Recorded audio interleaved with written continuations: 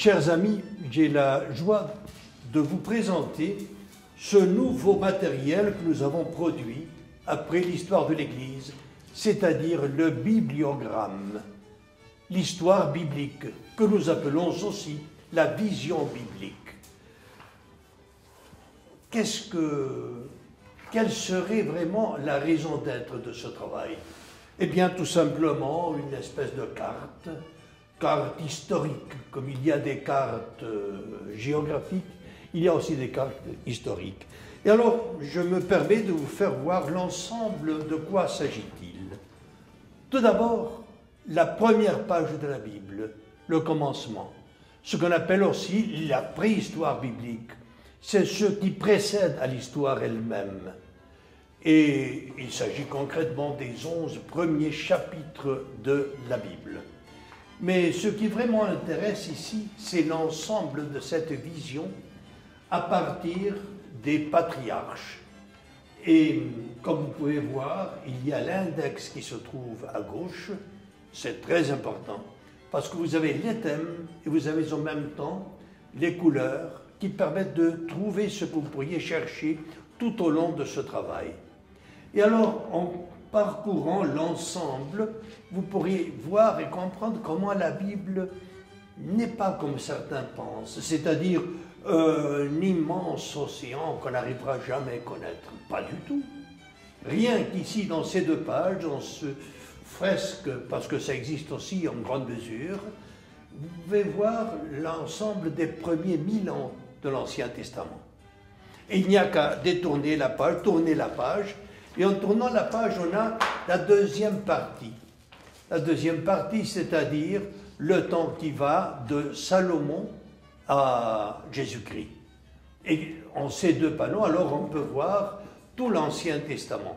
Voyez alors comment c'est possible de connaître la Bible d'une façon initiale, évidemment, mais qui permet d'approfondir après en lisant chaque détail.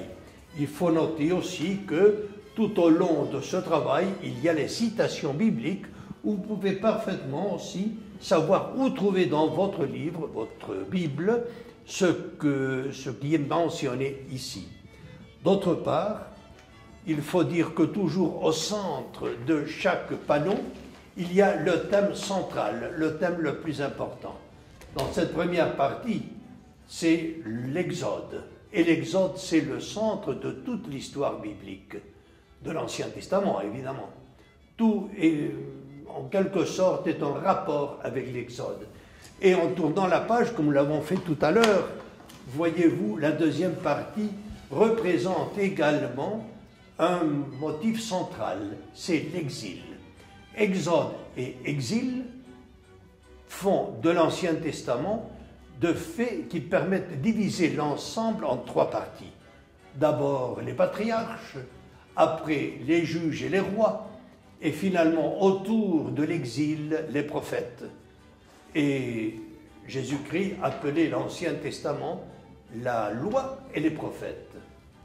Et si vous voulez encore, on tourne la page et on passe alors tout simplement au Nouveau Testament.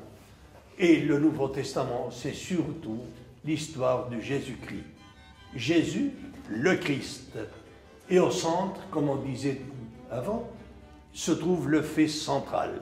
Le fait central, c'est la Pâque. La Pâque représente la mort et la résurrection du Seigneur, ce grand thème qu'il faut unir en même temps à la Pentecôte. La grande Pâque, Pentecôte, nous fait penser exactement aussi à l'Exode, l'histoire de Moïse. Et encore là, il faut dire qu'il y a un fait qui s'est produit à partir de la mort du Christ. Celui qui était le révélateur de Dieu devient, après la Pâque, le révélé par Dieu. Voilà, c'est le sens de tout ce travail. En tournant encore la page, on se trouvera avec le début de la vie de l'Église. C'est fondamental, parce que de là viendra aussi, comme c'est écrit de ce côté-là, la nouvelle tradition. L'Ancien Testament a une origine dans la tradition patriarcale, le Nouveau Testament à l'origine dans la prédication des apôtres. Et cette réalité nous permet aussi de nous approcher de toute la Bible. Voilà, c'est ça ce que je voulais vous exprimer pour vous inviter à faire connaissance de cette histoire du bibliogramme pour pouvoir en même temps vous approcher à tout le sens du projet de Dieu pour l'humanité.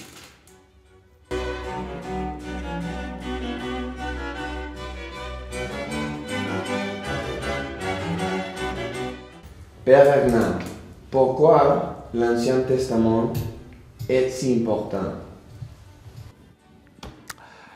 Eh bien, Saint Jérôme disait que ne pas connaître la Bible, c'est méconnaître le Christ.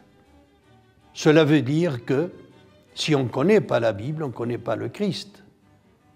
Et lui, il parlait en particulier de l'Ancien Testament.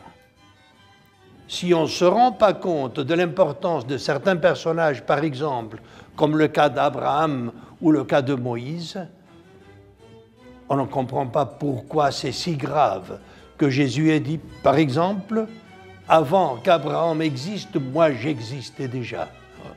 C'est une chose inacceptable pour eux. Et encore pire, quand lui-même se présente supérieur à Moïse, c'était suffisant pour le tuer. Voilà l'importance. Si on ne connaît pas tous ces faits, on ne connaît pas ce qui est le Christ. C'est pour cela que c'est si important. Alors, si c'est tellement important l'Ancien Testament, comment on peut le diviser pour prendre le partie principale? Bon, on pourrait voir de diverses façons, mais il y a deux faits qui sont fondamentaux. L'Exode et l'exil.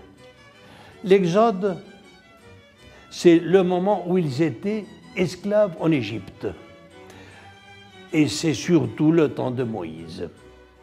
Le deuxième fait, semblable, le nom est semblable, c'est l'exil de Babylone.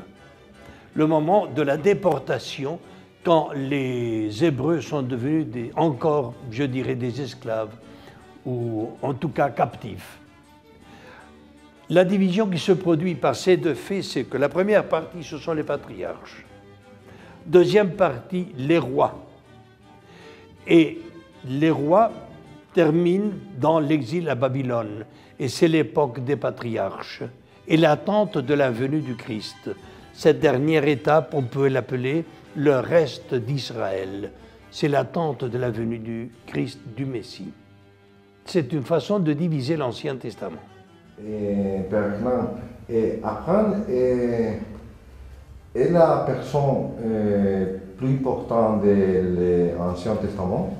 Abraham est très important. Évidemment, c'est l'homme de la foi, c'est l'homme avec lequel la révélation a commencé, c'est encore celui qui a lancé le peuple de Dieu dans l'histoire parce que c'est sa descendance. Alors on comprend que même dans les mêmes textes bibliques, on pourrait dire qu'il semble être Abraham le principal. Mais c'est évident encore que Moïse est encore plus important que lui, parce que c'est l'unique législateur du peuple d'Israël. Alors que Abraham était le patriarche, mais il y a eu d'autres patriarches, comme c'est le cas de David, il y a eu d'autres rois, mais il n'y a pas eu un autre législateur, sauf le Christ.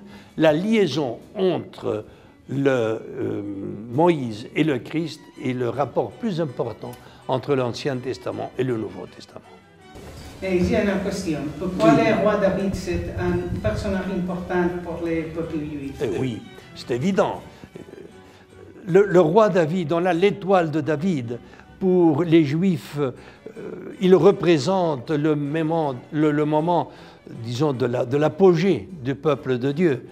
Et David, disons, est encore comme le symbole de leur grandeur.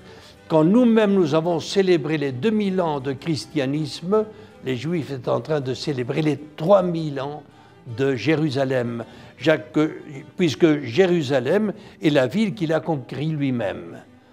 Mais il faut dire encore, ne dites pas que David est le personnage principal de l'Ancien Testament. Là, je n'accepterai pas cette affirmation.